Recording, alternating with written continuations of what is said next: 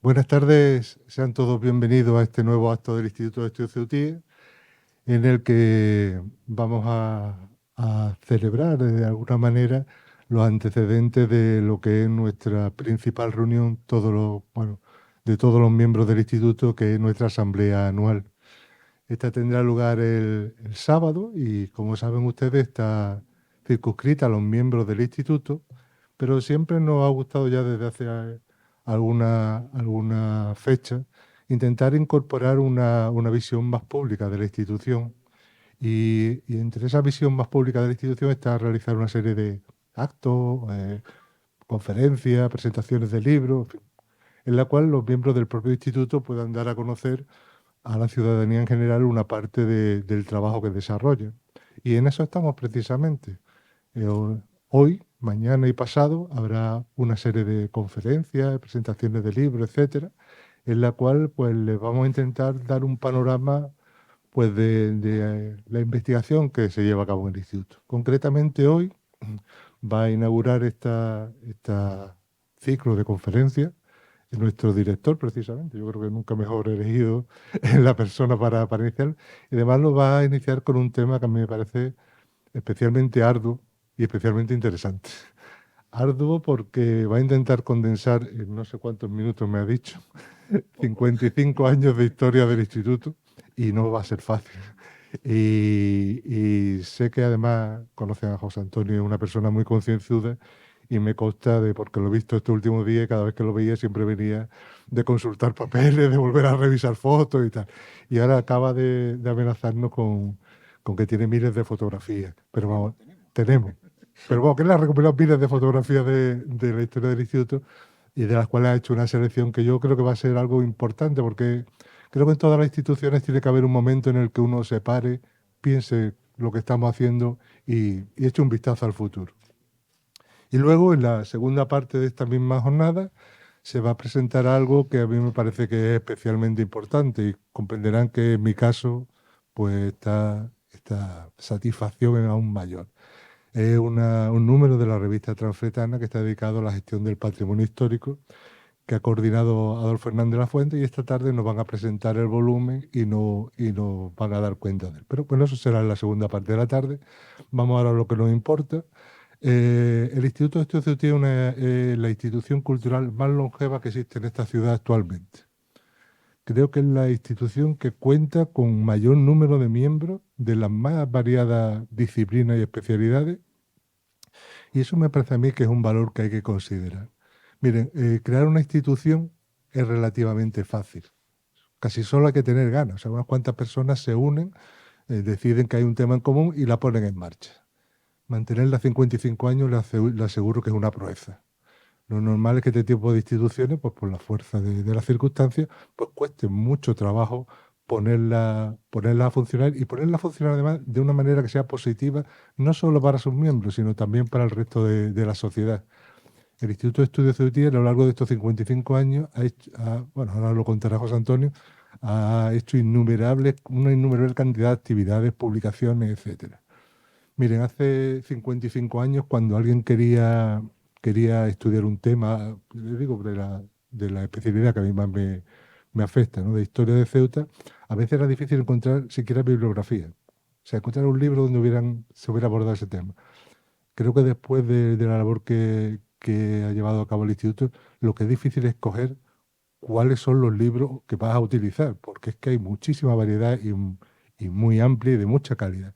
Yo creo que eso es algo importante para los ceutíes. Y como digo en nuestra sección, en la de Historia y Arqueología, podría decirlo exactamente igual en cualquiera de las otras secciones, que todas ellas han llevado a cabo una labor que es fundamental. Y luego hay una vocación siempre de servicio a la ciudadanía, de ser útiles a los demás. Por eso es por lo que se organizan estas jornadas, por eso es lo que nuestros compañeros de medio ambiente y ciencia, por ejemplo, organizan esas jornadas de las cuales yo estoy encantado, que regularmente nos traen novedades que luego se convierten en primicia de la investigación a nivel nacional e internacional. Por eso es por lo que se hacen esas convocatorias de ayuda a la investigación, en las cuales intentamos fomentar que se estudie nuestra ciudad. Quiero decir, es una labor que es muy amplia, muy variada y que creo que es justo que nos paremos un minuto por lo menos a reflexionar en lo que es el instituto, lo que ha hecho y también lo que debe hacer. Y eso es lo que creo que nos va a preparar José Antonio. Y yo simplemente lo que quería decirle es que cuando uno va cumpliendo ya años, ve pasar muchas instituciones, ve pasar muchas iniciativas a lo largo de su vida, ve que muchas de ellas son muy interesantes y que sin embargo no cuajan. Y sin embargo el Instituto de Estudios de ha tenido esa voluntad, ¿no? Diría yo, más que de otra manera, de sobreponerse a las dificultades y de continuar adelante. Y gracias a Dios, pues por eso estoy yo hablándole hoy aquí, 55 años después. Yo creo que es justo que reconozcamos ese mérito y que pensemos que si bien esto es algo muy consolidado, algo ya que tiene su base, en fin, que tiene su fundamento, le aseguro que destruir las cosas es absolutamente más sencillo que construirlas.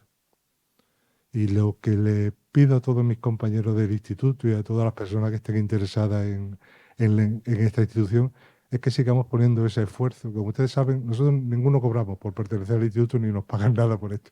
Que sigan poniendo esa voluntad, ese esfuerzo, ese trabajo que a lo largo de los últimos 55 años hemos puesto. Así que perdón, yo no quería hacer una introducción muy larga, pero es que es un tema que me toca de cerca y simplemente pues darle las gracias a José Antonio y cuando quieras puedes empezar a contarnos Muchas esos gracias. 55 años. Lo primero que hay que decir es que efectivamente la historia del Instituto de Estudios CEUTI está por escribir. Sencillamente esto es una ligera aproximación, solamente espero algún día poder escribirla. Es un compromiso que ya asumí con el cincuentenario, nos llegó la pandemia, hubo muchos problemas. Perdón, ¿ahora? Bien, como decía, la historia del instituto está por escribir, ¿no? Y esto es solo una aproximación. Yo hice un compromiso en el cincuentenario y de hecho empecé a hacer la documentación, pero bueno, llegó la pandemia, en fin, no se pudo realizar entonces. Está pendiente, tengo el compromiso de hacerlo. Tengo ahora un libro entre manos que en cuanto termine, va a ser mi obra predilecta, que es la de Beigbeder, como sabéis todos, llevo años trabajando en ese personaje, pero en cuanto este esté listo, que ya queda poco, o relativamente poco, la siguiente va a ser desde luego la historia del instituto. Además, en ese sentido tengo una larga tradición de hacer historia de las instituciones CEUTIE. Lo hice del Cuerpo de Bomberos, lo hice de la Cámara de Comercio, lo hice con la Escuela Universitaria y luego la Facultad de Humanidades. Ya tengo una larga tradición de historia de las instituciones CEUTIE, junto a otros muchos temas que a lo largo del tiempo he ido tratando, fundamentalmente porque voy a hacer lo que he hecho muchas veces lo que voy a hacer hoy, de telonero. ¿Por qué telonero? En principio estaba previsto que hubiera otro acto distinto al que estamos haciendo esta tarde, pero bueno, como nos pasa a veces, pues se nos cayó de la programación, porque las cosas pasan a veces y hay que responder. A mí me ha pasado en muchas ocasiones en el instituto, se caía algo y dice, oye, ¿por qué no preparas? Y yo rápidamente, pues es lo que he hecho. En apenas 6, 7 días me he pegado he leído los 55 años de documento del instituto, eso sí. También decirles una cosa, esto no es una historia institucional. Yo hablo como historiador, no como director del instituto. Voy a dar mis opiniones, por supuesto. Pero lo que sí les prometo es que cada uno de los datos han sido contrastados, que los 55 años de documentos han sido leídos y, por lo tanto, el aparato crítico es impecable. Las opiniones son mías y, por supuesto, debatibles, discutibles y bueno, pues vamos a empezar. Esta foto sí tiene una clara intención. Yo soy un gran enemigo del culto a la personalidad. Creo que ha sido uno de los grandes males de la humanidad y de las sociedades, ¿no? Pero hay hombres que merecen ser reconocidos. Y en este caso, si este instituto, me voy a emocionar casi, disculpad un momento que me emociono, si este instituto ha sobrevivido y es hoy como es en buena parte al esfuerzo, al trabajo de Simón Chamorro Moreno. También es verdad que no solo él, fue un hombre capaz de hacer grandes equipos de trabajo. Eso le caracterizó toda la etapa, una etapa larga de mandato en el instituto, casi 18 años de mandato en el instituto, y él supo impulsar, reunir los equipos y sacarlo adelante. Por lo tanto, este primer homenaje, si este instituto hoy es lo que es sin duda, en muy buena parte, gracias al trabajo de Simón Chamorro. Y una de las cosas que siento realmente es que hoy no puede estar aquí con nosotros para poder escuchar esta conferencia. En fin, avancemos. Bien, el IES va a nacer en el tardofranquismo, exactamente el 4 de junio de 1969. Muchas veces hemos dicho que fue una propuesta de Sotelo. Esta vez he ido directamente a los documentos y los documentos dicen, en la comisión permanente, dicen que no, que fue Zurrón quien propuso la creación del instituto y encargó a Sotelo la redacción de unos primeros estatutos, que definitivamente se aprobaron el 15 de mayo de 1970 en un pleno, aunque el instituto empezó a funcionar ya en el 69. ¿Qué pretendía el ayuntamiento franquista con esta creación, ¿no? En mi opinión, básicamente estamos en un momento de la ciudad ha empezado un ciclo económico positivo. A partir de la ley de bases del 55, sabéis que se genera todo lo que hemos llamado economía del bazar. La ciudad empieza a tener recursos, ¿eh? Esa es la etapa del desarrollismo, y por primera vez la ciudad puede gastar dinero en cultura. Antes se las veía y se las deseaba, y a partir de ese momento en que hay un desarrollo económico importante, existe la posibilidad de crear esta institución. Pero también tiene que ver con dos cuestiones políticas, ¿no? Al fin y al cabo, toda creación de un órgano político tiene que ver con la política. Una, hay que tener en cuenta que el tardofranquismo ceutí es fundamentalmente un tardofranquismo falangista y de sindicato vertical. No hay tecnócratas en Ceuta, o muy pocos, los que vienen de fuera, los que vienen a hacer alguna dirección provincial, etcétera. La manera, en un momento además que el franquismo está cambiando de forma acelerada, en que los tecnócratas y los reformistas dentro del sistema se están, con Carrero, que va a ser presidente del gobierno en breve, se están situando, esa pátina de cultura, de desarrollo cultural, venía muy bien a los dirigentes del franquismo de aquel momento, básicamente de Surrón, Sotelo, otros, Antonio Bernal, y deciden crear este instituto. Y lo encardinan con un patronato que ya existía, un patronato que existía desde 1948, dentro del Consejo Superior de Investigación Científica, el patronato José María Cuadrado, en el que el instituto ingresa el 15 de junio de 1970. Los miembros del patronato José María Cuadrado son muy diversos. Hay un grupo de institutos muy antiguos que arrancan con la Ilustración,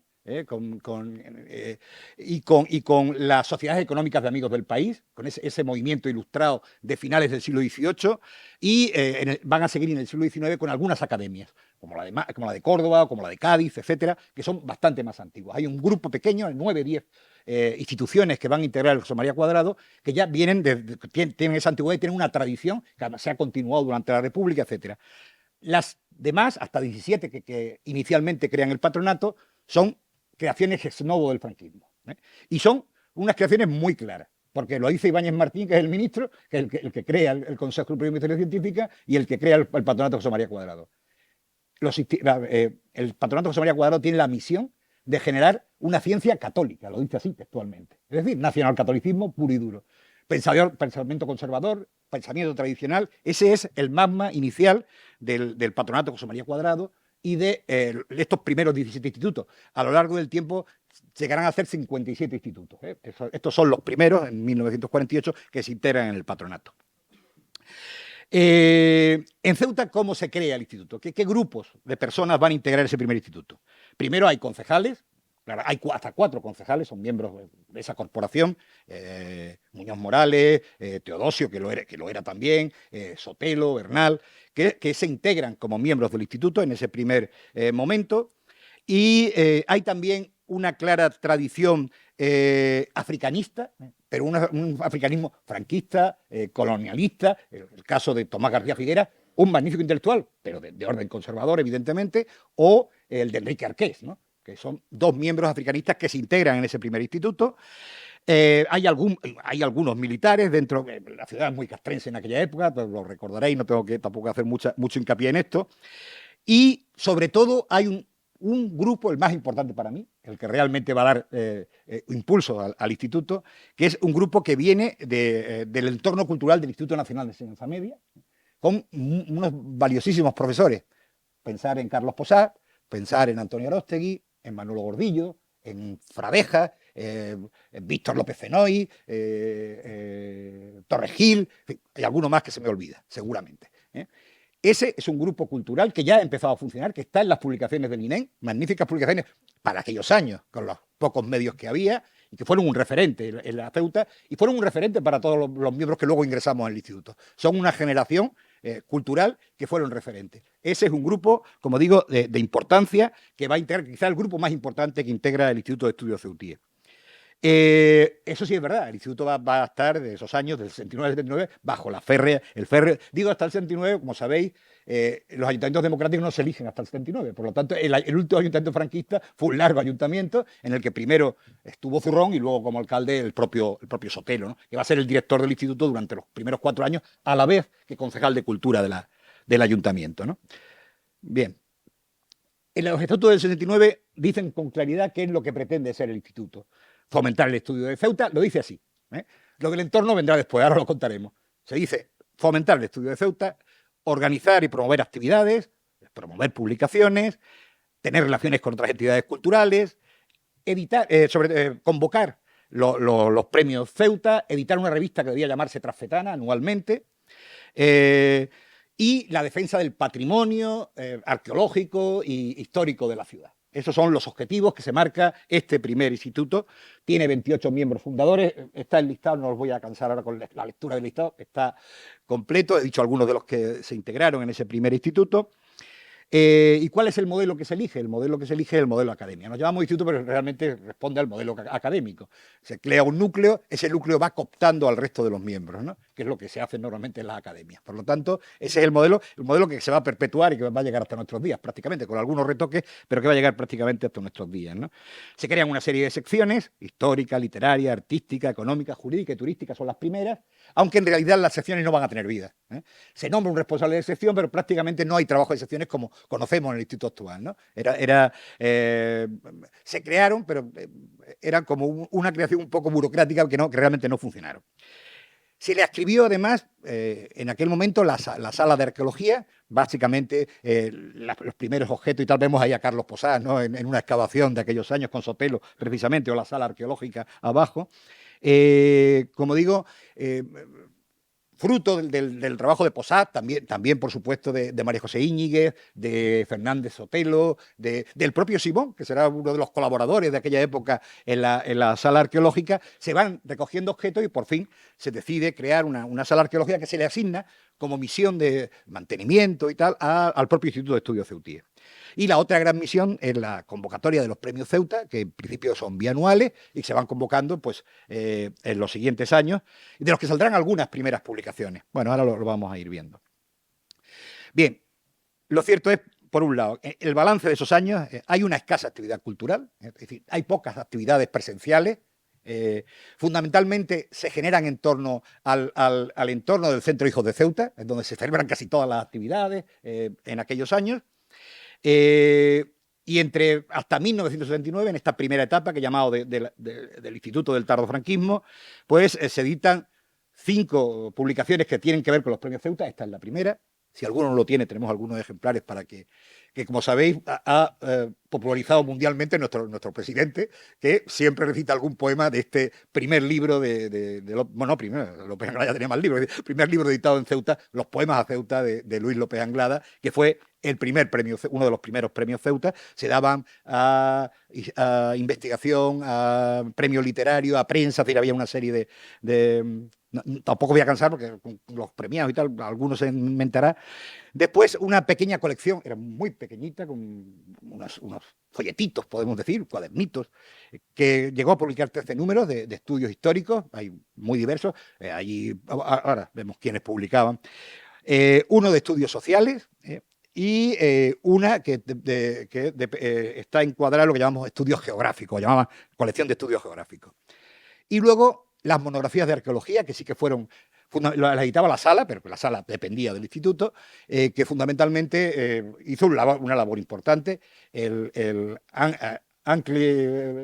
Anticae, no sé, mi pronunciación latina no es muy buena, pero fundamentalmente impulsadas por Juan Bravo, como sabéis, un submarinista que se hizo autodidacta, que se hizo un gran experto. El instituto está lleno de cartas de prácticamente expertos de todo el mundo que le escriben a Juan Bravo pidiéndole información, pidiéndole consejos. Es digno de verse como una persona que era ebanista, que era un gran submarinista, se convirtió en un verdadero experto en la arqueología submarina, ¿no? Ánforas, anclas. Como digo, el instituto está lleno de esas cartas, podéis verlas y leerlas. 6 monografías y luego las de Fernando Sotelo, que tenían que ver con la cerámica hispano-musulmana. Esas monografías eran básicamente de los dos. y no sé si había alguna de Posac, creo que también había una de Carlos, pero no me hagáis mucho caso porque la memoria a veces me falla. Bien, para mí, es una opinión, para opiniones, hay dos grandes libros de esa época. Uno, como digo, está en la mesa, en los brazos del mar de López Anglada, en el terreno literario, y el otro es la geografía urbana de Gordillo, que no hemos bajado ninguna, que la tenemos y la tenemos. Primero, la inmensa mayoría de estos libros que voy a citar están disponibles de forma digital. Los podéis descargar o bien del instituto o bien de la propia biblioteca de la ciudad, que los tiene digitalizados casi todos y solo tenéis que hacer un clip en un momento dado para descargaros, porque algunos ya están agotados, otros todavía tenemos ejemplares y se pueden ver. Como digo, y desde luego las publicaciones arqueológicas, para mí son lo mejor del trabajo, del fruto de ese momento del Instituto Tardofranquista, ¿no? El presupuesto fue muy modesto, claro, comparamos con las cantidades de hoy, ¿no? Osciló entre las 250.000 pesetas del primer año, que se empezó tarde, y fue a el máximo que se alcanzó en 1979 con 1.192.000 pesetas. Tener en cuenta que además entre un tercio y la mitad, dependiendo de los años, variaba, se dedicaba a los premios Ceuta, con lo cual el premio Ceuta absorbía una buena parte de la disponibilidad económica del instituto en aquellos años. ¿Qué autores publicaron en estos años? Bueno, ahí tenéis muchos de ellos, sus fotos y tal.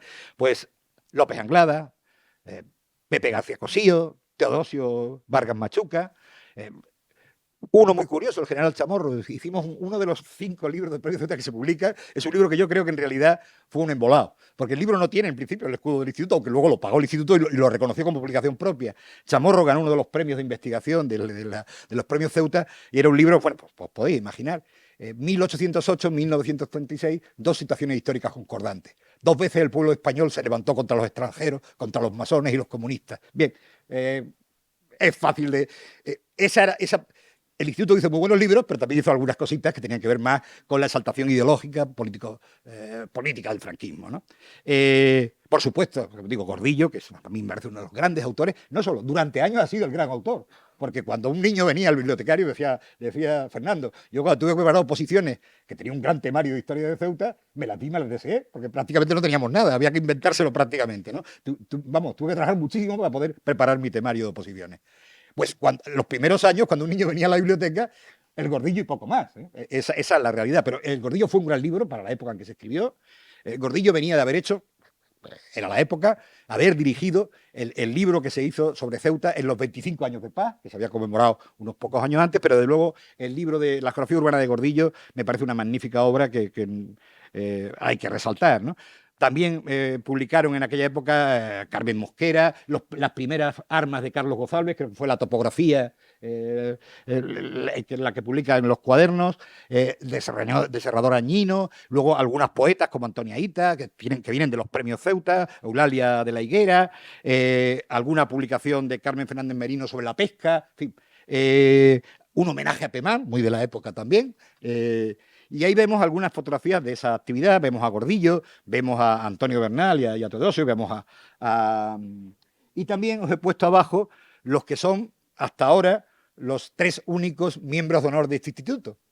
El teniente general Serena Guiscafré, el teniente general Carlos Fernández Vallespín. Como veis, esa ligazón castrense era evidente. Y, por supuesto, el que era alcalde, el alcalde que creó el instituto, que es Zurrón, ¿no? José Zurrón. En total, pasan por los órganos de gobierno del instituto 18 miembros del conjunto de los 28 miembros que entran, también porque prácticamente el instituto no funcionaba como ahora. El Consejo Rector era prácticamente un pleno. Eran pocos miembros, había muchos fuera de Ceuta en ese momento ya, con lo cual se podían reunir habitualmente sin mucho problema y prácticamente funcionaban en pleno, más que en comisiones o por la cortedad del número de miembros que existía, ¿no? Bien, seguimos. Voy a ir con esto mejor. Bien, a partir del 69, ¿qué sucede? Pues sucede que se acaban los ayuntamientos franquistas. En 69, el último va a ser Ricardo Muñoz, porque sucede a Sotelo, porque lo preparan para ser el candidato de la UCD, en definitiva, lo sucede en el último año, y inmediatamente hay elecciones y hay un resultado sorpresa. No va a ganar la UCD de Ceuta, va a ganar un grupo independiente, encabezado por Clemente Calvo Pecino, como recordáis, un grupo que además fue generó un ayuntamiento terriblemente inestable, la verdad que fue un verdadero lío, más que un ayuntamiento. Y ese ayuntamiento ya no empieza a ver con mucho agrado al Instituto de Estudios Ceutíes. Por eso lo titulo Un instituto en busca de patronos. Porque los patronos anteriores, el ayuntamiento básicamente, pues ya empezaban a flojear y no tenían mucho interés en seguir financiando y en seguir apoyando al instituto que se había creado años antes. Por eso también lo titulo Un instituto en el limbo. Hay algunos años, si leéis las actas, leéis los escritos, cómo se piden recursos, sede, dinero, es constante, ¿no? Todas las actas del Consejo Rector, se llama entonces, el órgano de gobierno se llama Consejo Rector, no existía un Consejo Rector, pues no había patronato, dependía directamente de la Consejería de Cultura, no había un patronato, pues esa es la cantinera de todos los documentos, ¿no? Pidiendo, como digo, sede, personal, recursos, exigencias de defensa del patrimonio que estaba bastante poco cuidado, problemas de financiación, incumplimientos municipales en la aportación económica, broncas del interventor, porque en alguna ocasión, por ejemplo, los premios Ceuta de los últimos que se convocan, el instituto los convoca, pero no hay consignación presupuestaria. Entonces, al final tienen que improvisarla y el interventor les manda un escrito echándole una bronca, como es normal en cualquier interventor, ¿no? ¿Usted cómo? Le hemos aprobado el gasto porque, en fin, pues no dejar mal a la ciudad, pero ustedes no. Esta es la situación. Hay un cierto momento de espejismo que parece que el instituto va a volver a tener un papel. Es la nueva alcaldía de Ricardo Muñoz, la UCD va a gobernar la última parte de ese primer ayuntamiento democrático y parece que el instituto vuelve a tener una cierta audiencia por parte del patrono, pero eso rápidamente decae porque en el año 82 gana una nueva fuerza política, el Partido Socialista Obrero Español, gana las elecciones municipales con Francisco Fraiz a la cabeza y tanto Pepe Montes, primer concejal de Cultura, como la que le sucede, Mari Carmen Castreño y Paco Fraiz tienen muy claro que el instituto debe dejar de existir. Esa es su primera, o por lo menos existir como existía, ¿no? Crearlo es nuevo. Desde luego, el viejo instituto de los franquistas no era del agrado de los nuevos socialistas. Y tiene que ver, esto me vais a permitir, voy a ser crítico, porque yo creo que otra vez estamos con lo de... por eso esa foto, yo creo que ahí hubo un error. Hubo un error y creo que en este caso una persona que yo respeto mucho y con la que he discutido y peleado mucho, todo hay que decirlo, que es Antonio Bernal, se equivocó en una cosa. Estaba claro, él fue candidato a diputado del Partido Popular, fue presidente del Partido Popular, fue un opositor claro a los gobiernos, a los primeros ayuntamientos, y una ley no escrita que luego el instituto aprendió, y yo creo que aprendimos de esa etapa, siempre dice que el instituto debe ser independiente. Y un miembro tiene todo el derecho del mundo a su militancia política, pero si va a ocupar una primera línea política, lo normal es dejar en ese momento el instituto y dejar que el instituto con los otros miembros siga adelante. Esto no se hizo. Y esto, luego, penalizó al instituto durante algunos años. Esto es una realidad incontestable, o por lo menos mi opinión, ¿no? Como otras personas pueden opinar otra cosa. He dicho con todo el respeto, por otro lado. En ese interregno, pues se hizo lo que se pudo, con los recursos que había. Por primera vez, después de casi 11 años de funcionamiento del instituto, se consigue dictar trafetana. Teóricamente tenía que ser anual, nunca lo hemos conseguido, esa es la verdad, pero de un tirón, durante el año entre el 81 y el 84 se editan 4 números, se hacen los números de trafetana, se edita la guía de la sala arqueológica que anda por ahí, que la hace Fernando Sotelo, que lo tenemos también en la fotografía. Se edita una antología de los premios Ceuta, la obra de Jarque, del doctor Acosta, el primer volumen, luego el segundo lo editará el ayuntamiento, la segunda parte del cuaderno de Correa, que era un cuaderno que ya Teodosio había empezado en la etapa anterior, un librito sobre el comercio antiguo y los hallazgos submarinos de Maribel Fernández, la cartografía de Ceuta de Fernández Sotelo. Estas son las publicaciones que se van a hacer, ¿no? ¿Qué sucede? Que como el ayuntamiento no da bola, a través de uno de los miembros que está en la foto, Alberto Baeza, que tiene una gran relación, es un empresario importante de la ciudad, tiene una gran relación en la Caja de Ahorro, y el propio Sotelo, el propio Bernal, que es miembro del Consejo de Administración, muchas de las publicaciones que tenían origen en el instituto las va a editar la Caja de Ahorro, incluso va a reeditar algunas cosas del instituto gracias a ese partenariado que consiguen durante una etapa. Como el ayuntamiento no respondía, durante algún tiempo la Caja de Ahorro fue supliendo en colecciones libros que básicamente se habían estado fundamentalmente elaborando en el instituto o que eran reediciones del propio instituto, ¿no? Bien, en esta etapa van a ingresar 6 nuevos miembros, que algunos van a ser muy importantes para la historia de la institución. Ingresa Fernando Sotelo, había estado en el periodo anterior, pero era un colaborador. Colaboraba en la sala arqueológica. Cuando María José Íñiguez se marcha de Ceuta, que era la directora de la sala arqueológica, Fernández Sotelo entra en la dirección y entra en el instituto. Juan de Samargo, Juan de Sagún, que también entra en esos años, Rubín de Luna, que duró poco el instituto, pero que es un periodista de la época que entró en ese momento, Simón Chamorro, Pepe Gutiérrez, dos miembros que sí tuvieron mucho tiempo en el instituto, fueron miembros de los órganos del gobierno de la entidad con posterioridad y que fueron muy importantes. Y nuestro presidente, Juan Vivas, que durante algunos años fue miembro del instituto precisamente cuando pasó a la primera unidad política, no solo en este caso, que no había nunca dirigido órganos del instituto, pero abandonó el instituto en aquel momento, ¿no?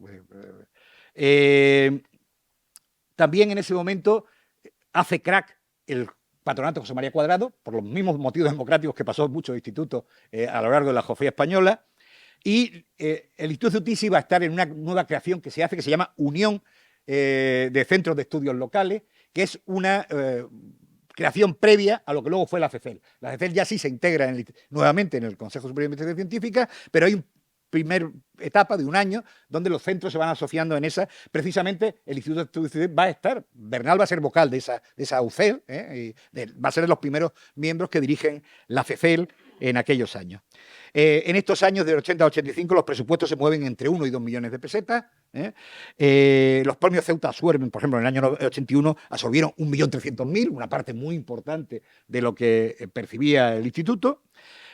También entre 1982 y 83 se suceden varios intentos de dimisión, no llegan a completarse por este abandono, hay varios amagos de dimisión de varios miembros, entre ellos Pepe García Cosío, pero va a terminar siguiendo hasta la disolución de facto, que yo llamo, porque no hay ni un solo documento que disuelva al instituto, no existe. Sencillamente en el 84 el instituto, prácticamente desaparece. Desaparece. Queda en un limbo absoluto, ya no hay más escritos, lo único que aparecen en los documentos son algunos escritos de la concejala entonces de Cultura, María Carmen Castreño, que empieza a pedir a gente nueva que si quiere ser miembro en el año 85, ¿no? Eso, hay unos cuantos, no pasa nada más por una razón. Porque el 85 es el año de la quiebra del propio ayuntamiento, Fray, ¿sabes? Se le da un voto de censura, abandona el ayuntamiento, hay un periodo muy convulso de la vida municipal. Llegamos a tener 2 alcaldes algún día, ¿no? Hasta 4, pues hasta 4. En fin, y hay un periodo largo ahí que llega hasta el 87, hay nuevamente estabilidad en el ayuntamiento, en el que prácticamente teóricamente existe, pero no hay ninguna vida, no hay vitalidad en el instituto, ¿no? Desde ese momento Castreño empezó sus gestiones para crear el instituto. En principio no era partidaria era partidaria de crear algo nuevo, ex novo, y quizá, como decía antes, pues el papel que jugó un poco Antonio Bernal en ese sentido de que los socialistas no querían a una persona tan conservadora, además rival político directo, al frente de una institución municipal, ¿no? Esto fue así. Durante, como digo, María Carmen Castreño hace varias gestiones, está el parón de la crisis municipal y se abre una negociación a partir del año 87-88. La corporación cambia fundamentalmente en la etapa de gobierno de una coalición, que fue una coalición que se estableció entre el Partido Socialista, el Partido Socialista del Pueblo de Ceuta y el CDS. María Carmen Castreño fue la concejala de Cultura en esa. Y en el pacto que firmaron estaba la revitalización del Instituto de Estudios Ceutí. Ahí sí podemos, porque hay más personas en la sala que estuvieron en esa negociación. Está Rocío Valrivera, está José Luis Gómez Barceló, está Luciano Alcalá, que entonces, fundamentalmente hay un grupo que negocia, que es el grupo que se ha ido formando en los años anteriores en torno al Servicio de Archivos, Bibliotecas y Museos y a cuadernos del Archivo Municipal. Estas personas que he citado, estaba Luciano, Javier Arnay, aunque no era, pero también era de ese grupo, son las personas que de alguna manera negocian con María Carmen Castreño y le ponemos porque ella en principio sigue con su idea de crear nuevamente el instituto y nosotros le pusimos una cuestión encima de la mesa, por lo menos que este grupo no se iba a integrar si no se reconocía la legitimidad del pasado. Carlos Posar, Antonio Aróstegui, Gordillo, no merecían sencillamente ser laminados, ser expulsados, con una brillante trayectoria en momentos muy difíciles, ¿no? En la cultura ceutí. Al final, esa posición de grupo cuajó, Mari Carmen Castreño entró por UBA, conseguimos que eso fuera así y se crea, se refunda, en definitiva, el nuevo instituto a partir de 1989. Ellos se reservan, bueno, porque hasta que llega Juan Vivas, la verdad, que en general los gobiernos fueron muy controladores de los consejos rectores, con bastante intervención política. Ellos se reservan el derecho de nombrar los miembros y de nombrar la Junta Rectora, que se hizo por un acuerdo plenario. Y en ese acuerdo plenario, donde se integran 49 miembros en ese momento, son 30, en el momento vamos a variar varias veces los estatutos, en ese momento son 30 miembros y correspondientes, son 49 miembros los que ingresan, y yo lo he intentado destripar por grupos, ¿no? Hay 19 miembros, son de los antiguos miembros, porque además al final se llegó al acuerdo de que se le ofrecía a todo el mundo y todo aquel miembro antiguo que quisiera seguir perteneciendo al instituto iba a pertenecer.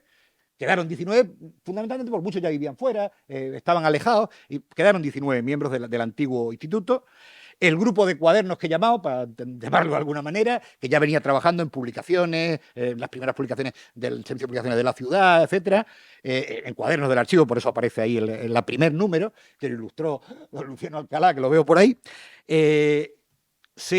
que se hace es ese grupo de 7, el que yo he llamado grupo de Tetuán, los Gozalbes, porque desde Cuadernos del Archivo, por eso se llama Cuadernos del Archivo, había una gran admiración por la obra de Cuadernos de la Biblioteca de Tetuán, por la labor que Guillermo Gozalbes y sus hijos, Carlos y Enrique, habían hecho en Tetuán. De hecho, muchos miembros de aquella revista luego fueron correspondientes más adelante, como Joaquín Albarracín, Valvé, etcétera, etcétera. Pues ingresan estos 3, Guillermo, Carlos y Enrique ya habían colaborado con el instituto, pero no eran miembros, habían hecho alguna publicación. En el caso de Guillermo estaba fuera, porque desde luego el Instituto Tardón Franquista no iba a aceptar que un Guillermo, como todos sabéis, una persona claramente de izquierdas y tal, fuera miembro del instituto. Hubo que esperar a la democracia y a estas refundaciones para que Guillermo pudiera muy justamente ser miembro del Instituto de Estudios Ceutíes, ¿no? El grupo de la escuela universitaria, recuerdo Garrido, recuerdo a Antonio Gros y alguno más. Y luego, pues, diversos investigadores, artistas. Bueno, Antonio San Martín podemos citarlo también, el grupo de la escuela, Garrido, Gros y San Martín eran entonces profesores de la escuela. También era Antonio un gran artista, sin duda, y otros miembros que fueron entrando que tenían que ver con determinados, la fotografía y otros aspectos de la vida cultural de la ciudad, ¿no? Esa primera junta rectora, como digo, designada por parte de los políticos de la ciudad, la van a integrar, porque todos planteamos que un miembro de la vieja generación debía ser el director, todos pensamos en Juan Bravo, por su magnífica labor en la etapa anterior, y pensamos en Juan Bravo porque Carlos Posá, sabéis que residía fuera, con lo cual era bastante más difícil que pudiera ser el director. En aquella época ya Carlos residía fuera, y se dio que Juan Bravo fuera director, Carlos Posá vicedirector, y el resto de miembros, yo en concreto fui secretario, ya no me acuerdo la historia exacta, pero Fernando Villada, Manolo Cámara y Rocío Valdribera fuimos la primera junta rectora de ese instituto en el año 89, que empezamos la andadura con esos. Pone ahí 46, pero empezamos mal puesto, son 49. Debía ser inverso, 49 de los miembros que inician la andadura del instituto. Tenemos una dirección entre 1989 y 1997 de Juan Bravo. Hay un aspecto que sí me gustaría destacar. El nuevo instituto va a poner en valor una cosa que el anterior no había hecho. El anterior se había centrado mucho en la ciudad, en Ceuta, en su ombligo, con perdón, y el nuevo instituto primero habla del entorno. No se puede entender nuestra ciudad si no entendemos nuestro entorno, si no conocemos el estrecho, si no conocemos el protectorado de Marruecos, no podemos conocer la ciudad. No se puede estudiar la arqueología de la zona si solo nos centramos en Ceuta, no se puede. Esa fue una idea. Costó mucho, nuestros políticos de aquella época les parecía aquello una. Pero poco a poco el instituto fue forzando esa necesidad cultural, si queríamos realmente investigar, trabajar, conocer, de incorporar el entorno al trabajo del instituto. Y, por supuesto, la investigación. El primer instituto de los franquistas no investiga, publica, pero no investiga nada. El nuestro se puso como objetivo también financiar investigación, ¿no? Creo que son dos diferencias claras entre ese primer instituto tardofranquista y esta refundación del año 85-98. Se crean las primeras becas y ayudas internas a partir de 1989, muy modestas entonces, porque no teníamos mucho dinero, ¿no? Se empieza la construcción organizativa y administrativa, la verdad que tardamos mucho. Yo me acuerdo que nos teníamos que reunir en la recién estrenada Biblioteca Municipal de las Puertas del Campo, que la acabamos de abrir, y allí teníamos los archivos y tal. De hecho, me recordó Enrique el otro día que fui a mirar papeles de la época, dice, no, si los trajiste tú. Trajiste varias cajas, claro, porque teníamos allí el archivo de las reuniones y tal del instituto, estaba en la biblioteca, como yo era el secretario, estaba en la biblioteca. De hecho, el anterior instituto, que se ha visto alguna foto, se reunía en la sala de concejales, tampoco, no había sede. Se hace un primer acuerdo editorial con Algazara, algunos libros, esos dos que veis ahí, tienen que ver con ese acuerdo editorial con Algazara, los primeros libros que vamos publicando a partir el de Mogataces de Arqués o el de la Ceuta hispano-portuguesa,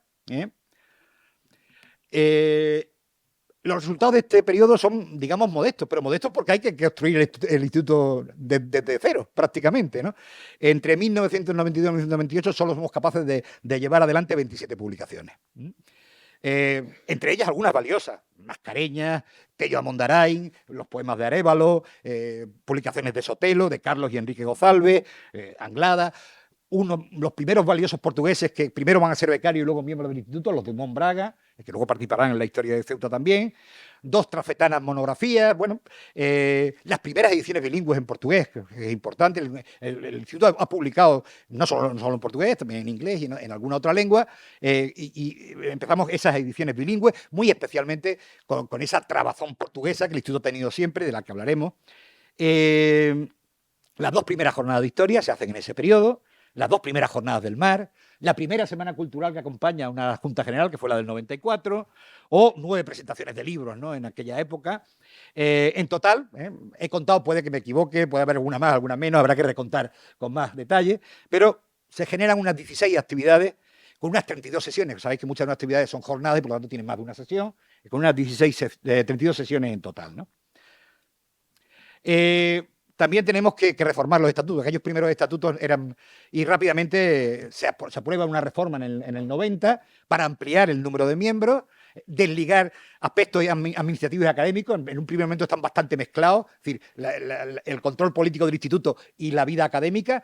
Nosotros nos empeñamos siempre en que la vida académica fuera independiente y las diversas reformas del estatuto han incidido siempre en esa independencia, en esa desligarse del proceso, sin rendir cuenta, evidentemente, en el Consejo Rector de lo que gastamos, de las memorias de gestión, pero no que la actividad académica del instituto no la dirigieran los políticos, en definitiva. Y eso se fue consiguiendo, ¿no? Y para agilizar la gestión. De hecho, nos pasa siempre con la reforma de estatutos, no tenemos suerte. Esta reforma que se aprobó en el 90 y se aprobaron los miembros que podían ampliar el instituto en aquel momento, hasta 50, en el año 90, no se confirmó por el Pleno hasta el 94 y los miembros que tenían que haber ingresado en el 90 ingresaron en el 94, por el retraso que se planteó por esta cuestión, ¿no? Por fin se nos da una pequeña sede en el 92, digo pequeña porque, aunque veáis el edificio, no nos dieron el edificio, evidentemente, ni siquiera la segunda planta, nos dieron el Palomar. Tiene 2, si conocéis el edificio, tiene 2 pequeños despachos y allí, pues, plantamos primero el instituto y luego fuimos reconquistando buena parte del edificio, si es verdad, con los años, pero allí empezamos por lo menos a tener una sede donde poder reunirnos, poder guardar la documentación, etcétera, ¿no? Se nos impuso de alguna manera este convenio con la Universidad de Granada en el año 95, que nos costó bastante dinero. Se nos obligó a publicar las actas de los cursos de verano. Los cursos de verano se habían iniciado algunos años antes. Yo fui el primer coordinador, el primero que se hizo en el año 80, pero en esta segunda etapa hubo un segundo director. El primero fue Miguel Gómez Oliver, que luego sería miembro correspondiente del instituto, pero nombraron un nuevo director y se convirtió en una especie de continuación de las clases en verano, ¿no? Y a nosotros se nos obligó, por un convenio que se nos obligó por parte del ayuntamiento a firmar con la universidad, donde la universidad se comprometía a entregarnos su fondo editorial. ¿Habéis visto alguno de los libros? Yo todavía no. Jamás cumplieron. La universidad no nos entregó ni un solo libro, que era la parte del convenio que ellos tenían. Nosotros publicamos de forma sacramentada cada una de las actas y jamás la universidad nos correspondió devolviéndonos, en fin, lo que el convenio decía, ¿no? También nos reintegramos en la CECEL. Esto es una anécdota, pero la quiero contar porque fue la primera pelea que yo tuve con Carlos Posat. Bueno, la CECEL estaba en plena renovación, igual que el Instituto de Estudios Ceutíes, y nosotros, a través de jóvenes, la gente que estábamos en torno a Cuadernos, y Fernando, Rocío y yo, conocíamos a un grupo de gente, era Octavio Ruiz Manjón y Bamón de Magro, 2 historiadores que querían renovar la CECEL y nos pidieron el apoyo, ¿no? También se presentaba Fradejas, que al final se retiró y fue Simón Díaz, que era el antiguo, que había sido ya presidente de la CECEL, presidente de Madrid, y Carlos quería, lógicamente, apoyar a Fradejas. Ya nosotros habíamos votado, Carlos no venía a algunas reuniones, pero vivía fuera, no venía a todas. Nosotros ya habíamos votado el apoyo y cuando nos encontramos en Palencia, pues tuvimos una discusión bastante grande. Sabéis que a veces Carlos era muy vehemente. Luego todo quedó en agua de borraja. Me acuerdo que luego volvimos con el que era entonces representante del Museo de Pontevedra, es un gran instituto de estudios locales gallego, que entonces era director de la residencia de estudiantes, y dormimos precisamente en la habitación de Lorca, donde nos invitó a dormir a la vuelta de aquella. Es la única CECEL que yo he viajado, ¿eh? Luego la que se celebró en Ceuta, y la última que me comprometí a ir, al final delegamos el voto porque era en Oviedo, nos pillaba con muchísimo cojonada de historia encima, total, que no fuimos, no cumplimos, ¿no? Mientras tanto hemos seguido cumpliendo, fundamentalmente con Carlos Posá, con Juan Bravo, luego con Antonio Carmona, con Paco Herrera, es decir, que normalmente hemos cumplido habitualmente. De hecho, conseguimos que la del 2012 se celebrara en Ceuta, ¿no? Bien. Se empiezan con las ayudas a miembros para asistencia a congresos y asambleas, que se han seguido. Se empieza, como digo, de las becas a las publicaciones, porque había tan poco dinero que había años que teníamos que elegir entre becas y publicaciones. Hubo ahí unos equilibrios, algunos años dábamos más becas, otros años hacíamos más publicaciones. No había más remedio porque no había más recursos, ¿no? Una nueva reforma estatutaria que vuelve a ampliar a los 70 ya que somos en la actualidad, el número de los numerarios, y deja libre como el de los correspondientes, y un reglamento. No teníamos reglamento, se hace un reglamento que permita, pues, ordenar las sesiones de la institución. Se abre un debate sobre el modelo de instituto por parte de Barroso, entonces concejal de Cultura, consejero ya porque ya estamos en la autonomía, en la ciudad autónoma. Proponen que nos convirtamos en sociedad mercantil. Bueno, hay varias propuestas posibles. Nosotros insistimos en el modelo del patronato, el del organismo autónomo, de la academia, y en ese perseveramos y en ese modelo seguimos, a pesar del debate que fue largo y se prolongó en varios consejos y reuniones. Se empiezan a hacer los primeros encargos por parte de la ciudad de asesoramiento al instituto y de participación del instituto en determinadas actividades públicas. Empezamos también a hacer una tarea que hemos hecho siempre, ya va a ser permanente el instituto, de recepción de investigadores de diversos tipos, de diversas partes del mundo y de muchos medios de comunicación. Recuerdo el último, Le Figaro, que estuvo por aquí, y lo atendimos en el instituto, muchísimos, han sido muchísimos durante estos años. El instituto ha hecho, digamos, de introductor de embajadores a toda la persona que venía a conocer, a investigar, a trabajar en la ciudad, ¿no? Bien, yo no sé, porque no quiero... Ya me voy de tiempo. He empezado un poquito más tarde, pero todavía unos 15 o 20 minutitos. Bueno, me gustaría terminar, aunque sea muy abuela pluma. Sí, 40. Venga, pues entonces pues tengo todavía un poquito. Tenemos el periodo Carlos Posá, que hizo Juan Bravo, que hizo un primer amago de dimisión en el 94. No queda muy explicada. Existe el documento, lo he leído, pero se le debió convencer y Juan sigue hasta... Por ese momento yo ya no estaba en la Junta Rectora. Empezamos a aplicar aquello que os dije. Es verdad que a mí me costó una discusión con Alberto Baeza, la recuerdo perfectamente, y yo entendí que Alberto Baeza tenía razón. Yo había decidido pasar a primera línea política, ser secretario general de una formación política, y en ese momento dimití en un pleno Luego dimitió Rocío también, y además... sindical y política, ¿no? Y durante muchos años pues fui un miembro más del instituto, participé en actividades culturales, pero dejé la dirección como debía ser para marcar la independencia que el instituto tenía frente a y la pluralidad, ¿no? En ese sentido, pues por eso digo que lo conozco menos, porque me alejé y no estuve personalmente en la cuestión. Sí, es verdad que apoyé la candidatura de Antonio. Creo que hoy, visto el tiempo, me equivoqué, y lo digo con mucha pena, porque Antonio no solo era un gran intelectual, era un gran amigo, ¿no? Es decir, yo con Antonio tenía una gran confianza y era un gran amigo de muchos años, pero Antonio era un gran intelectual, pero tenía un cierto problema en el trabajo colegiado, era muy quisquilloso, vivía fuera y no estaba todo el periodo en Ceuta. Todo eso fue dificultando en la comunicación entre la Junta Rectora y Antonio, y al final duró muy poquito. Entre octubre y mayo del 98 se provocó una crisis que tuvimos que suplir con Carlos Posá, o que hubo que suplir con Carlos Posá. También en ese tiempo empezamos a salir fuera, fuimos con los libros portugueses a la Expo de Lisboa, de aquellos años, y por fin, en octubre del 98, Simón Chamorro es elegido director y se hace cargo de la gestión. El presupuesto se mueve en esos años entre 1 millón y 4,5 millones de pesetas, estamos hablando, ¿eh? Todavía no estamos en los euros, estamos hablando de pesetas. Lo que vienen a ser durante esos años, el conjunto de los años, la ciudad invirtió unos 32 millones de pesetas en el instituto, ¿no? Se dieron 19 becas, puede que alguna más, yo he contado 19, a lo mejor pues, habrá que repasarlo con más detalle, que importaron aproximadamente unos 3,8 millones de pesetas, pero empezaron a ser, y luego lo serán mucho más en el futuro, un importante caladero de captación de obras, de investigación, de publicaciones y de miembros. Muchos de nuestros becarios terminarán siendo miembros del Instituto de Estudios Ceutíes, ¿no? Fue un gran caladero de aportación de conocimiento, de valía al instituto a través de las becas. Yo creo que fueron muy bien aprovechadas en su conjunto, ¿no? Son años de preparación, de crecimiento, que van a permitir posteriormente la consolidación del instituto, a pesar de algunas crisis durante la etapa. Yo creo que se van forjando los elementos esenciales que el instituto ha respetado desde entonces: la pluralidad, la independencia, la cohesión entre sus miembros. Hay una cosa que está clara, por ejemplo, en principio los decanos no tienen voto en la Junta Rectora, porque no se lo eligen las secciones. No ha hecho falta. Yo creo que alguna vez hemos votado, pero muy rara vez.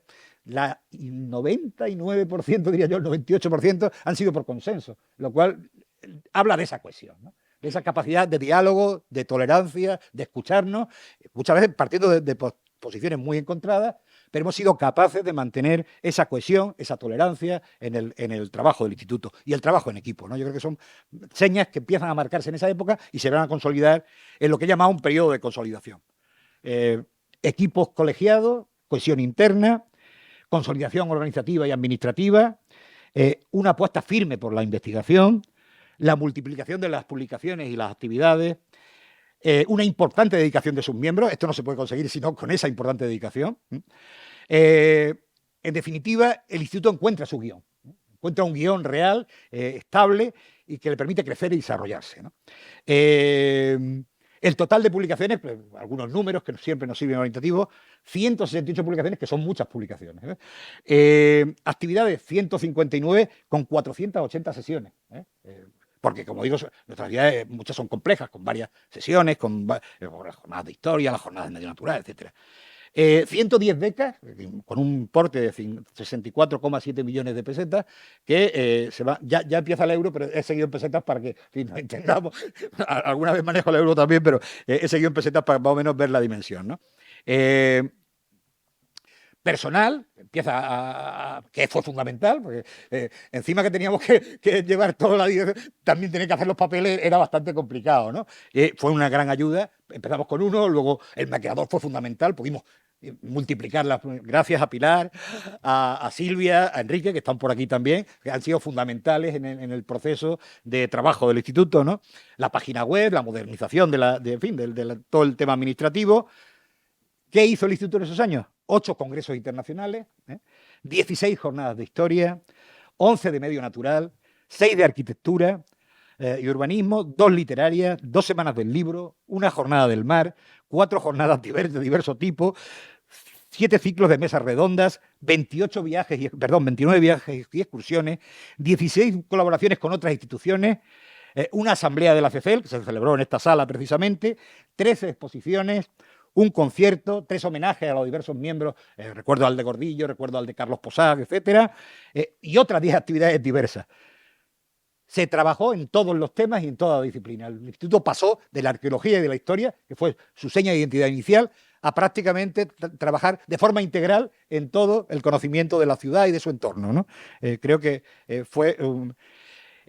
hubo un salto presupuestario, evidentemente, si no, no se hubiera... También es verdad que el salto presupuestario tuvo que ver con el trabajo del instituto. Creo que el buen trabajo hecho hizo que las corporaciones fueran incrementando el presupuesto de la institución. De los 10,4 millones iniciales del primer año, al año que más, que fue de 49,1 millones de pesetas, en total, durante todo el periodo, 596 millones con 700.000 pesetas, en este caso, que ahora sí lo he puesto en euros, 3,6 millones de euros. Se estrecharon las relaciones con Portugal y Norte de África. Nuestros correspondientes hablan bien a las claras. Tenemos un grupo muy importante de intelectuales portugueses, de pintores marroquíes, de algún intelectual, poetas, etcétera, marroquíes. Se estrechó la relación con lo que hemos llamado el entorno, el estrecho. Ingresaron varios miembros del Instituto de Estudios Campos Gibraltareños, que son miembros actuales del instituto, a través de esa relación. El norte de África, Portugal, Ceuta, fueron nuestros referentes de trabajo en esos años, ¿no? En definitiva, yo creo que el instituto, en algunas ocasiones, muchas veces se alimenta del trabajo individual de sus miembros que el instituto apoya, pero en algunos momentos logró ser lo que podemos llamar un intelectual colectivo, ¿no? Y lo fue en momentos que se nos pidió desde la ciudad. Informes sobre patrimonio, informes, trabajo sobre patrimonio, fracaso escolar, quiero recordar, el árabe ceutí, la interculturalidad, el pasado portugués. Creo que en eso hemos obrado normalmente casi como un intelectual colectivo, como institución, ¿no? Hubo programación y coordinación. Voy a olvidarme de algunos de los problemas que nos tuvo atareados. Aquellas becas, tuvimos un problema con uno de los becarios que nos duró años, que ha sido un enorme esfuerzo que nos ha desangrado, pero, en fin, pero no voy a hacer referencia, pues ya lo hemos sufrido, que tuvimos que estar en las distintas órganos de gobierno del instituto. La ciudad nos reconoció en 2004 con el Premio de las Artes y la Cultura, luego a varios de nuestros miembros individuales pasaron por ese premio.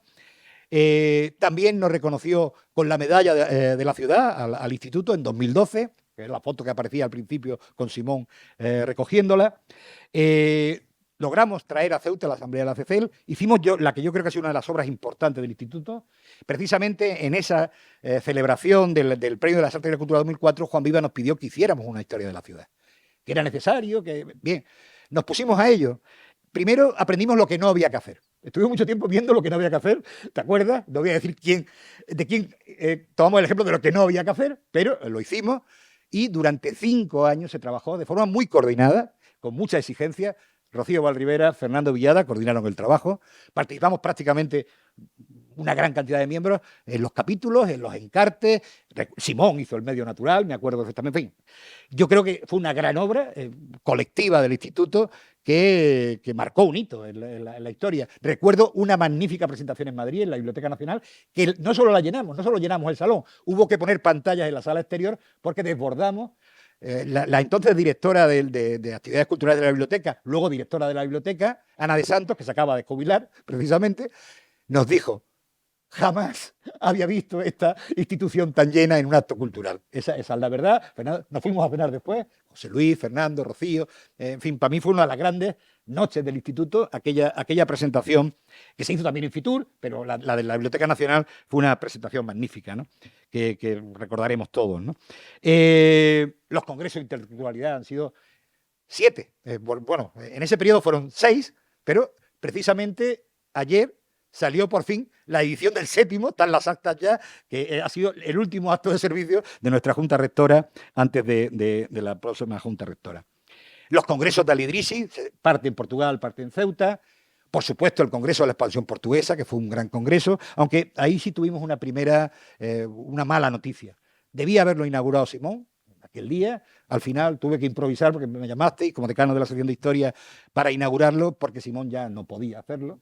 Empezó con su enfermedad, que desde luego ha sido una de las grandes desgracias de este instituto, ¿no? Yo, una de las cosas que más lamento, por un Simón todavía muy joven, con gran capacidad de impulso y de creatividad, que tuvo que dejar el instituto, y en ese congreso, que fue una gran celebración congresual, pero que nos empezó a dar esa triste noticia de la incapacidad de Simón, ¿no? Bueno, publicaciones, es que son tantas que no los Ballesteros, Adolfo Hernández, Darío Bernal, Pepe Ramos, temas de la Cabililla, la literatura con la Casa de los Dragones, López Anglada, las actas de todas las jornadas, que son muchísimas, los de Fernando Villada y José Manuelita, publicaciones de Fernando Sotelo, la tesis de Manolo Cámara, que ya la hemos visto por ahí antes, las historias de las que coparticipamos de la Cámara y de la Facultad de Humanidades, el libro de Bertucci, el color de las obras de María Jesús Fuentes, las obras de fortificaciones de Ruiz Oliva. Es que no me quiero olvidar a nadie, pero alguno se quedará sin mentar. Las obras de Paco Herrera, que fueron muchas en temas pedagógicos, etcétera, la tesis de Carlos Rontomé, el magnífico libro de Cepero sobre los niños de la calle, el libro de Sodu sobre la inmigración, el de Castán sobre los problemas de frontera, los de Andreo sobre los problemas de las trabajadoras transfronterizas, en definitiva, muchos más. Solo hay que asomarse, gracias a Dios, la página del instituto las tiene todos detallados, puedes pinchar, muchos de los libros podéis descargarlos, que es los avances que estamos haciendo en materia de temas digitales, ¿no? ¿Qué viene después? Que quiero terminando ya. Viene la continuidad. Le llamo continuidad porque yo, Rocío, creo que también, y yo, cuando asumimos las tareas de dirección después de Simón, lo primero que dijimos es que nosotros éramos una candidatura continuista, que íbamos a continuar el Instituto de Simón Chamorro. Chamorro iba a hacerlo extensivo a todo el equipo, ¿eh? No me lo digo por lo del culto a la personalidad, es un trabajo de equipo, como he dicho antes. Y eso es lo que hemos hecho. Por supuesto, hemos hecho alguna innovación, pero básicamente hemos continuado esa obra de consolidación que se hizo entre el 98 y el 2015, y eso es lo que hemos pretendido hacer y creo que más o menos lo hemos conseguido. He resumido un poco en cifras rápidas, 105 publicaciones en ese periodo, entre el mandato de Rocío y el mío, 128 actividades con 300 sesiones, 65 becas de investigación con 37,6 millones de pesetas invertidos, 225.000 euros, presupuestos que se han movido entre los 228.000 y los 258.000 euros, es decir, 37 y 43 millones de pesetas, con un total de 5,8 millones de euros en total de este periodo invertido, es decir, 961 millones de pesetas antiguas. Y actividades, pues lo mismo, hemos seguido con la misma dinámica. 8 jornadas de historia, 4 de medio natural, 2 de arquitectura, 5 literarias, 6 diversas, un congreso internacional, 3 conciertos. La música es una innovación. Bueno, la empezó Fernando Villada con el famoso concierto de Paniagua, el mejor músico medieval que tenemos en este país, que podemos tenerlo aquí en una jornada del instituto. Estuvo 2 veces, porque luego lo trajo a la biblioteca también,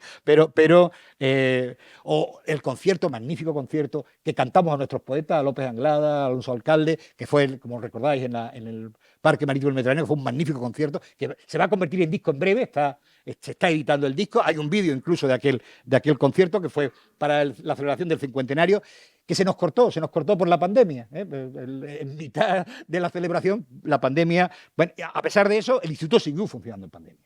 Hicimos muchísimas actividades a través de internet, hicimos muchas presenciales. No he puesto esa foto porque no quiero recordar aquellas actividades todos con la boca tapada. En fin, la celebración del cincuentenario, en fin. He destacado algunas cosas: las jornadas de economía, la fotografía de la naturaleza, el Al-Ándalus en REC, que ya os comentábamos, las actividades sobre el plan general, la semana de la arquitectura que hemos coeditamos o cohicimos con el colegio, el simposio de la masonería, el simposio internacional de la masonería celebrado este último año, la famosa conferencia de los mosquitos que desbordó esta biblioteca, que no cabía la gente de la sección de ciencias, el mapa de las escritoras, que fue, yo creo, una aportación importante del instituto, junto en colaboración con otras instituciones estatales, conseguimos poner el mapa de las escritoras ceutíes en internet, el investigar Ceuta, que nos ha traído muchísimas conferencias de todo tipo, de históricas, de ciencias, etcétera, jornadas sobre el turismo. Importante, eso que que sí que es verdad que nos planteamos en las candidaturas de Rocío y mía, el incremento de mujeres en el instituto. Ha habido un importante incremento, a pesar de ello sigue siendo insuficiente. También tenemos una limitación. Como somos, en principio, si no renunciamos a nuestra membresía, somos vitalicios, pues lógicamente para renovar, cuando hay clausus, cuesta más. En las correspondientes hemos podido ser más rápidos, en los numerarios vamos poco a poco, pero se ha dado un salto importante en los últimos años, y sobre todo los órganos de dirección. Tradicional que hubiera una o ninguna. Ahora, en la próxima Junta Rectora, vamos a tener 3 de los 7 miembros de la Junta Rectora y más de la mitad de los decanos, cosa que creo que es una base importante en la incorporación de la mujer a las actividades del instituto, ¿no? Y publicaciones, Ceuta Circa, las actas de todas las reuniones, El comercio de esclavos, un libro magnífico, el de la rebelión en el RIB, publicaciones sobre la salud, el de la etapa de Rocío, la de ingenieros militares de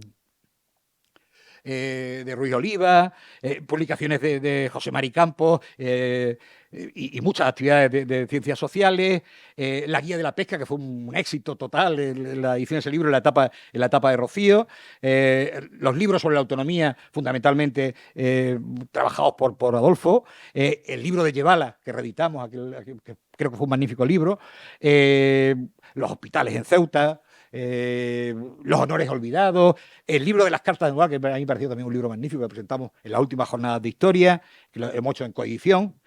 Hemos últimamente coeditado mucho con otras instituciones, que siempre ayuda a tener más disponibilidades para las obras poéticas de Inés Guzmán, una poeta que hemos recuperado para la ciudad, los trabajos de Andreu en materia social, y sí quisiera destacar Trafetana. Esto fue un compromiso de la última Junta Rectora, sacar al menos 2 números de Trafetana.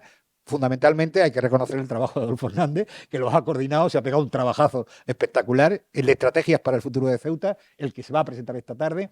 Con eso cumplimos ese compromiso que hicimos, que Trafetana volviera a estar sobre la mesa, en este caso sobre temas monográficos, pero Trafetana ha vuelto a la vida del instituto. Como digo, en eso hay que agradecer el trabajo a Adolfo.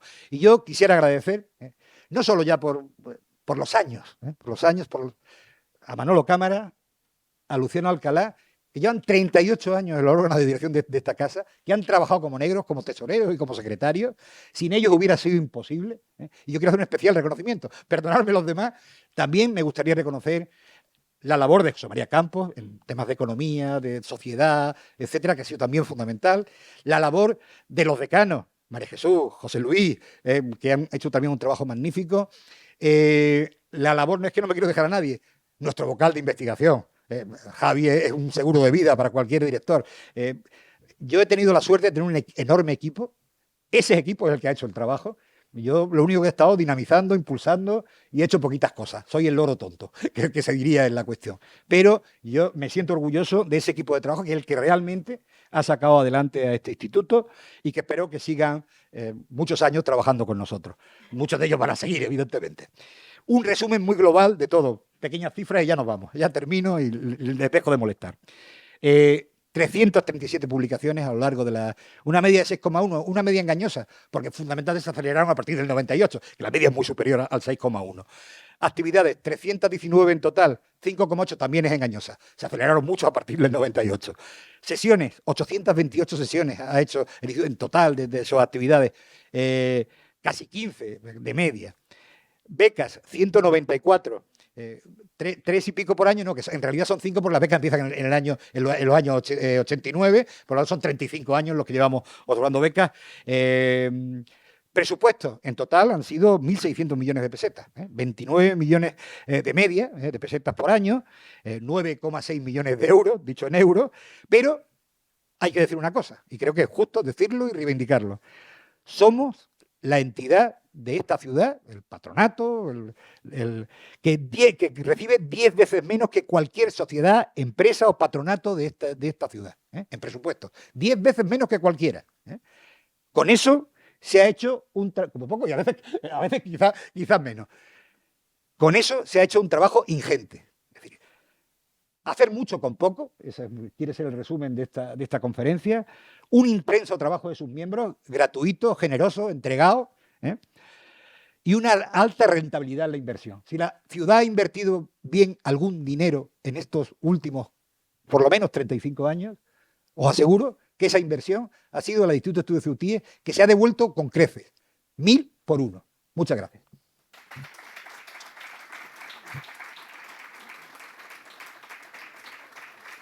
Si hay alguna pregunta... Si queréis alguna pregunta, alguna, lógicamente habrá otras opiniones, a lo mejor las que yo he expresado, algunas no se comparten, ¿no? Porque, como digo, actuaba como historiador, no como director del instituto, sino como intelectual que reflexiono sobre esta institución, ¿no? Bueno, no sé si hay alguna pregunta, alguna cosa.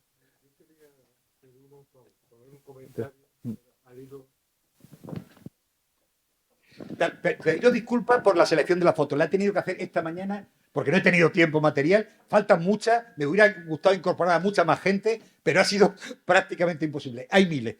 La selección es bastante ardua. Esperemos que si hacemos el libro podamos hacer una selección mucho más completa de las fotografías. Bueno, agradecerte el resumen que has hecho y solamente una reflexión. A mí me gusta mucho el tema este de los números, me parece que es muy objetivo. Al final te da una idea bastante clara de por dónde van los tiros, pero hay aspectos que los números no reflejan. Y hay un aspecto intangible que a mí me gustaría destacar. Y como es algo en lo que he vivido, pues me tengo que referir a anécdotas que me han ocurrido a mí. Hay una parte que no se refleja en esa cifra, que es la siguiente. ¿Cuántas y cuántas reuniones, cuántos y cuántos foros nos hemos encontrado con que había miembros del Instituto de Estudios de UTIE correspondientes, ¿no? Que nos abrían las puertas, que eran representantes, que tenían voz de esta ciudad? Yo recuerdo una con concreto con Paco Oda en una reunión sobre el estrecho, que resulta que invitan a alguien del instituto y invitan a Paco Oda. Paco Oda es miembro del instituto también. Que luego estuvo Y aquí en entonces, una al jornada, de final, hecho. claro, lo que había era una voz directa de la ciudad, y eso a veces de Ceuta no lo consigue habitualmente, que se conozcan los problemas de los que se viven realmente. Y creo que el instituto ha servido de embajador, de llave de entrada en muchos sitios que de otra manera difícilmente podríamos haber entrado. Y eso me parece que es una labor importante. Y luego, para conocimiento de los que no estéis en el instituto o los que no viváis la vida día a día, contaros que los presupuestos de los que hablaba José Antonio son con los gastos de personal incluidos, ¿no? Ah, claro. El Que capítulo más de la 1, mitad, el claro. capítulo 1 se lleva una importante Claro, se me ha olvidado cantidad comentarlo, sí, sí. que no podemos reflejar en las actividades, pero simplemente era eso. Muchas gracias por el esfuerzo, José. Sí, sí, no, yo decirle a Fernando que efectivamente las cosas cualitativas son tan importantes como las cuantitativas, pero es verdad que los números a veces dejan una imagen clara de lo que se ha hecho, ¿no? Porque además tenemos que responder a lo que se nos ha dado, al dinero que se nos confió. Y efectivamente, perdonadme que no lo he dicho en lo daba por supuesto, prácticamente desde que tenemos personal, la mitad o más de la mitad a veces significa el pago de las nóminas de nuestro personal. Operamos con lo demás, claro. Si tenemos en cuenta eso, pues aproximadamente las becas que parece que solo eran el 10%, no, las becas suelen ser casi el 25% del gasto del instituto, del gasto que tenemos operativo, para publicaciones, para actividad real, ¿no? Para gastos de funcionamiento, en definitiva. El de personal está ahí y a veces importa la mitad y a veces algo más de la mitad de los ingresos del instituto. Pero bueno, gracias a tener ese personal y la estructura y la sede y todos los gastos que conlleva una estructura, podemos tener esta actividad, ¿no? En ese sentido está bien gastado, sin duda. Pues nada más. Bueno, Manolo.